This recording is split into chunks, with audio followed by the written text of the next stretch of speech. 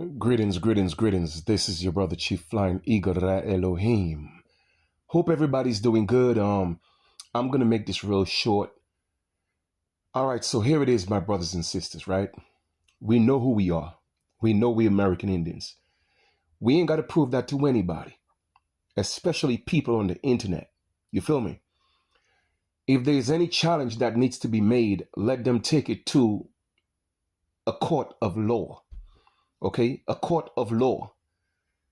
There's a difference between a legal jurisdictional court, all right, and Article 3 court, okay? So with that being said, let them take it to the highest court in the corporation and prove we are not who we say we are. Until then, why are we still debating people?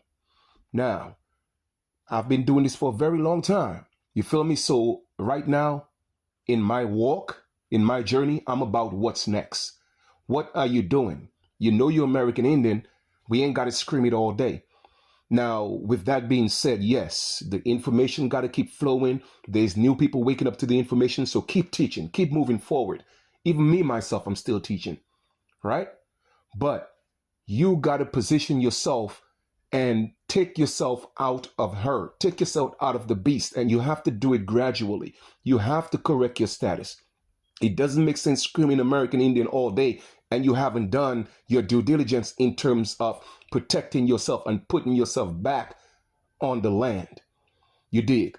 Have you done your status correction? Have you done your genealogy? Have you gone to the Social Security office and update your nationality and race? Have you, rescinded the voters registration? That's a contract. All these things are pulling you in a jurisdictional position or place to be subjected to a corporation. You feel me? So it's in your best interest to start putting your affairs together, especially since we are living in a jubilee, my people. You dig? I have given you a declaration for free. I've given you all the information that I could give you. Man, listen.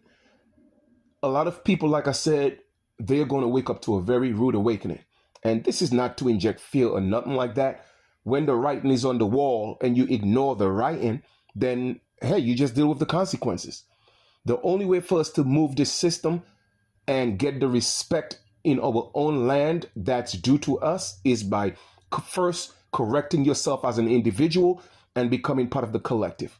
It is really that simple. It is not complicated. You feel me? So I just want to say once more, if you know that the highest status on the land is American Indian, and that's who we are.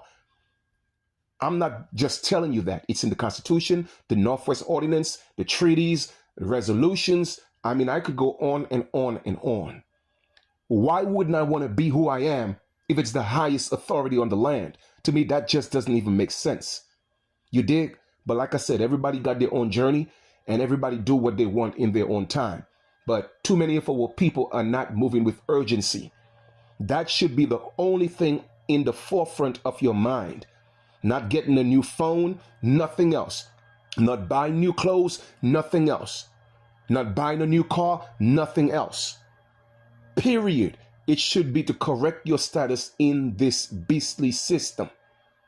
That should be the only thing on your mind right now, is to handle your affairs in regards to that.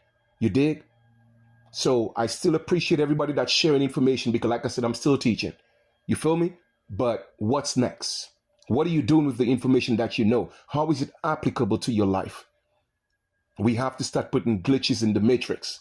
You feel me? And start making the shift. Is the only way it's going to happen. Because right now it's unbalanced. You feel me? We got work to do. We got moves to make. So I'm always going to ask you what's next. I've already showed you what's next. I gave you the tools because I was sent to restore my people. And I'm going to keep saying that. All right? Peace.